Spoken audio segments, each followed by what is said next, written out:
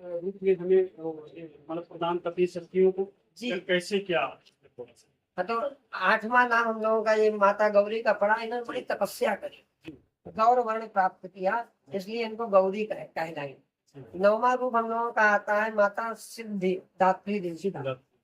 सिद्धि का अर्थ होता है मोक्ष, मोक्ष को देने वाली भगवती है हमारी, इसलिए इनका एक नाम पड़ गया सिद्धिदात्री देवी। ये इस प्रकार से ये 9 नाम है। अब आपका प्रश्न आता है कि पहले दिन और आखिरी दिन जो अष्टमी के दिन लोग व्रत रहते हैं, कुछ लोग सप्तमी भी व्रत रहते हैं, बड़ा चर्चा का विषय भी बना रहता है। परंतु ऐसा क्या है, शास्त्रों में हम लोगों के यहाँ 9 दिन व्रत करने के लिए बताया। पूरे प्रथम दिन से लेकर और 9वीं तिथि तक व्रत रहना चाहिए। और व्रत का पारायण कब करें, ये भी एक प्रश्न थोड़ा उठता है समाज में। ये क्या है व्रत का पारायण? हमको जो है हमारे शास्त्र कहते हैं 10वें के दिन पारायण करना चाहिए।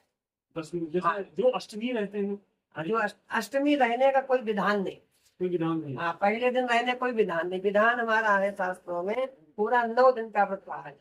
जैसे ये परंपरा जैसे कहीं से चली, ये लोकाचार परंपरा है। जैसे हर चीज में हम लोग ढूंढते हैं कि हम क्या कम कर सकते हैं, कैसे शॉर्टकट ढूंढते हैं, परंतु क्या है शास्त्र में, धर्म में, और हमारे जो पुरातन, हमारे जो बड़े बूढ़े जो कहते आए हैं, कराते आए हम लोगों से धर्म कर्म, उनमें बिल्कुल भी शिथिलता नहीं करनी चाहिए। पूरा 9 दिन रहना चाहिए।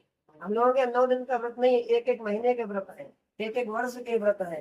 केवल दूध पे पीते रहते हैं लोग, केवल गंगा जल पान करके व्रत रहते हैं।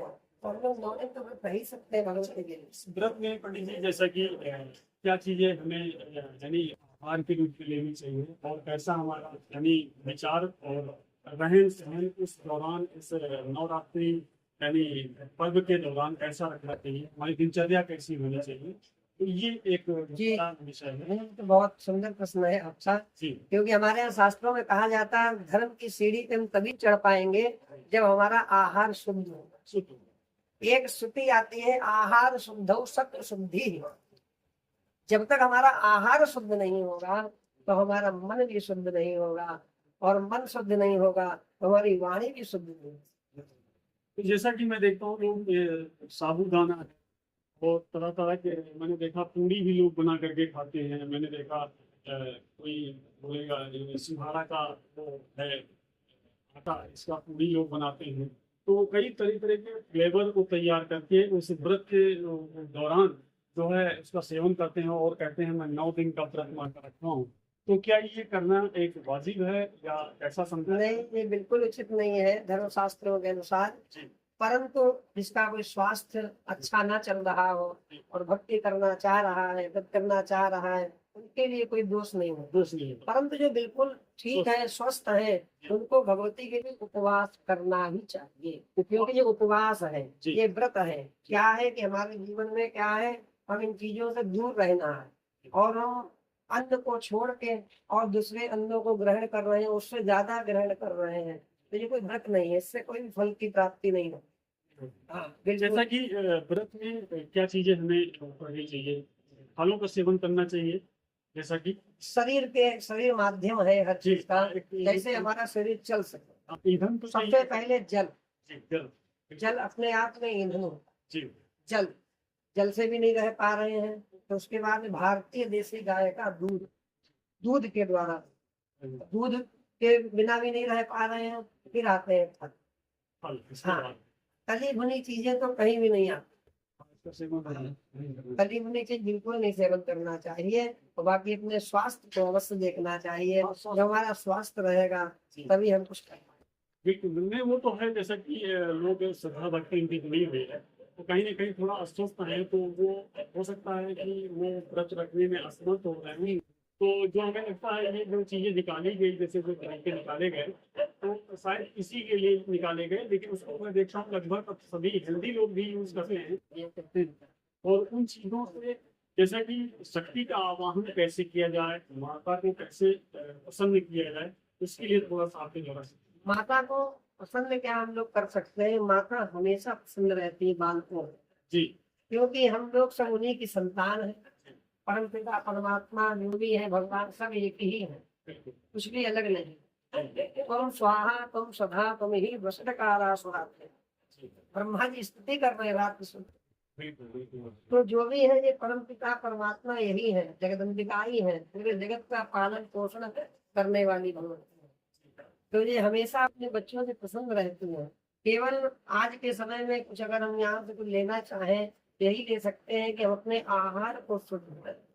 जब हमारा आहार धीमे धीमे शुद्ध होगा तो हमारे विचार भी शुद्ध होंगे और हमारे मन से सात्विक विचार जो है वह धारा प्रवाहित होगी जीवन में। यानी खान पान खान पान मेन हमारा उसका जी। शुद्धिकरण जरूरी होता है, जहाँ तक कि और शुद्धता के साथ ही सारी चीजें सेवन करें तो जिससे कि वो हमें जो शक्तियाँ के रूप से होती हैं, तो हमें ज्ञान की भी सारी चीजों में हमारी शारीरिक जो और भी कमियां हैं वो भी दूर होती हैं। एक शक्ति का वास होता है शरीर में, उसमें बहुत सारी चीजें हैं। मैं देखता हूँ जैसे मंत्रोच्चार से बहुत व्याधियां नष्ट होती है, ऐसा शास्त्रों का कथन है। जी। तो जैसा कि उस पर थोड़ा सा आपका प्रकाश हो जाए। जैसे कि आजकल सभी लोग जानते हैं, छोटे छोटे बच्चे भी हैं, माताएं बहनें पुरुष वर्ग भी, सर्व मंगल मांगल्ये शिवे सर्वार्थ साधिके शरण्ये त्र्यंबके गौरी नारायणी नमोस्तुते। इस श्लोक को पढ़ने मात्र से सब प्रकार का जीवन में मंगल हो जी। इसको पाठ करने से, इसका जप करने से, इसका उच्चारण मात्र करने से हमारे घर में सुख और शांति की वृद्धि होती है और सब प्रकार से भगवती जो है मंगल प्रदान करने वाली, क्योंकि मंगल दात्री है भगवती। बिल्कुल, कहने का मतलब ये सर्वमंगल मांगल्ये शिवे सर्वार्थ साधिके शरण्ये त्र्यंबके गौरी नारायणी नमोस्तुते। तो इस मंत्र का अगर हम उच्चारण करते हैं तो हमारे सारी एक ऊर्जा का संचालन भी होता है और एक नए विचार क्रिएट भी होते हैं और सारी चीजें हमारे घर में सुख शांति मतलब प्रदान करती है शक्तियों को। जी। कैसे क्या हाँ, तो 8वां नाम हम लोगों का ये माता गौरी का पड़ा। इन्होंने बड़ी तपस्या करी, गौर वर्ण प्राप्त किया, इसलिए इनको गौरी कहलाई। 9वां रूप हम लोगों का आता है माता सिद्धि दात्री देवी का। सिद्धि का अर्थ होता है मोक्ष, मोक्ष को देने वाली भगवती है हमारी, इसलिए इनका एक नाम पड़ गया सिद्धिदात्री। ये इस प्रकार से ये 9 नाम है। अब आपका प्रश्न आता है कि पहले दिन और आखिरी दिन जो अष्टमी के दिन लोग व्रत रहते हैं, कुछ लोग सप्तमी भी व्रत रहते हैं, बड़ा चर्चा का विषय भी बना रहता है। परंतु ऐसा क्या है, शास्त्रों में हम लोगों के यहाँ 9 दिन व्रत करने के लिए बताया, पूरे प्रथम दिन से लेकर और 9वीं तिथि तक व्रत रहना चाहिए। और व्रत का पारायण कब करें, ये भी एक प्रश्न थोड़ा उठता है समाज में। ये क्या है व्रत का पारायण? हमको जो है हमारे शास्त्र कहते हैं 10वें के दिन पारायण करना चाहिए। जैसे जो अष्टमी रहते हैं, जो अष्टमी रहने का कोई विधान नहीं, कोई विधान नहीं। हाँ, पहले दिन रहने कोई विधान नहीं। विधान हमारा है शास्त्रों में पूरा 9 दिन का व्रत रहा है।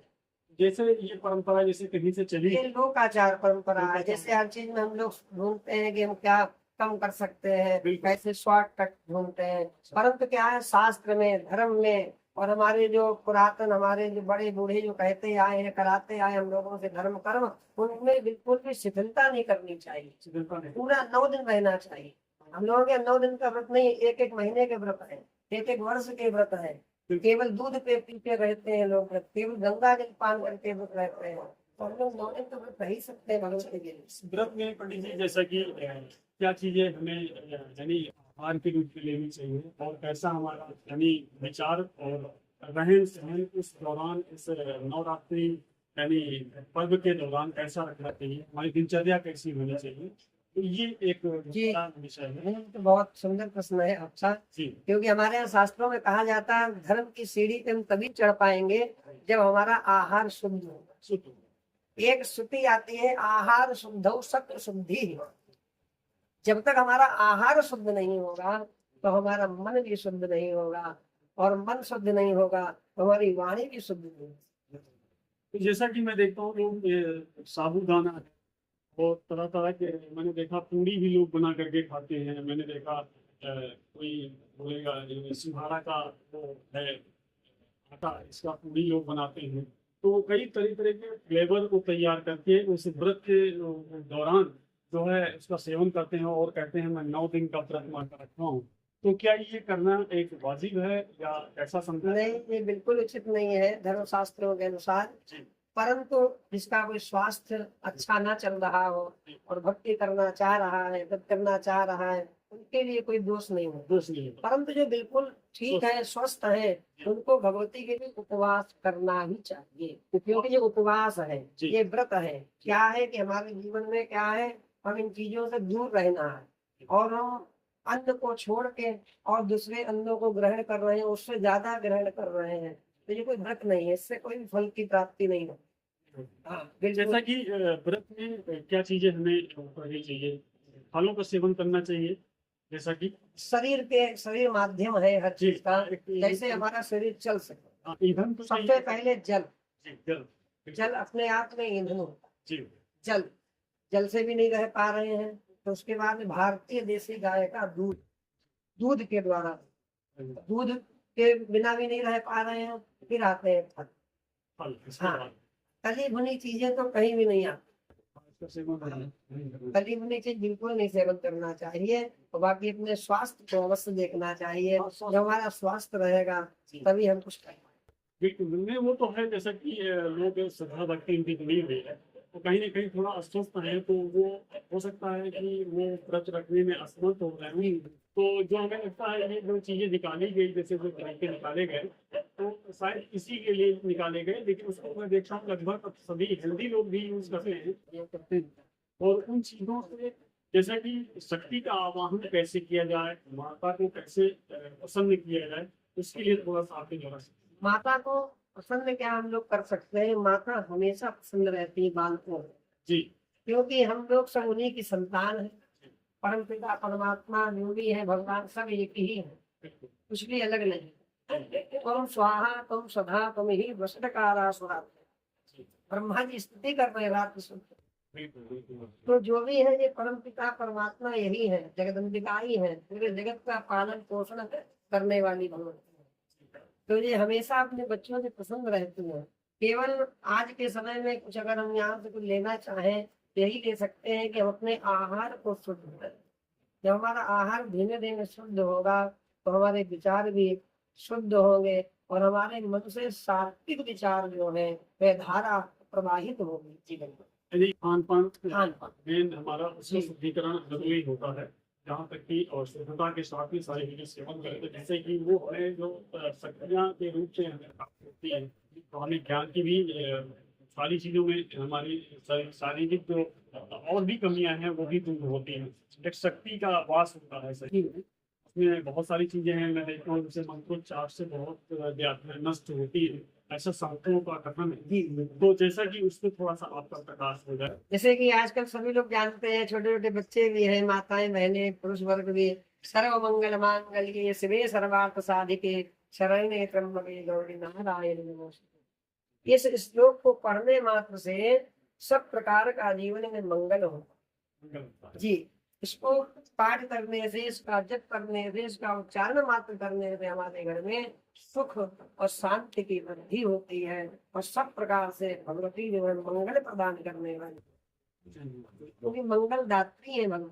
बिल्कुल, कहने का मतलब ये सर्वमंगल मांगल्ये शिवे सर्वार्थ साधिके शरण्ये त्र्यंबके गौरी नारायणी नमोस्तुते।